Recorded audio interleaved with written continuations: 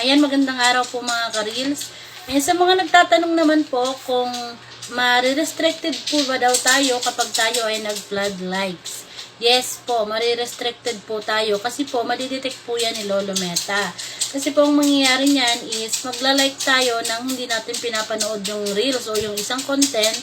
Nakakataka nga naman po, bakit natin ilalike hindi pa natin napanood. So, madidetect po siya ni Lolo Meta as a flood likes ng usually po kasi kailangan nating manood tapos pag nagustuhan natin is magre-react tayo, ilalike natin at magko-comment tayo. Yun po yung normal, yung organic way. Yung normal na reaction natin. Hindi nga naman po normal kapag nilike natin nang hindi pa natin napapanood. Paano natin nagustuhan yun ay hindi pa nga natin napapanood. So, maaari po tayong ma-restricted kapag ka ganun. Yun lamang po. Maraming salamat po. Pa-like, pa-share po at pa-follow na rin po.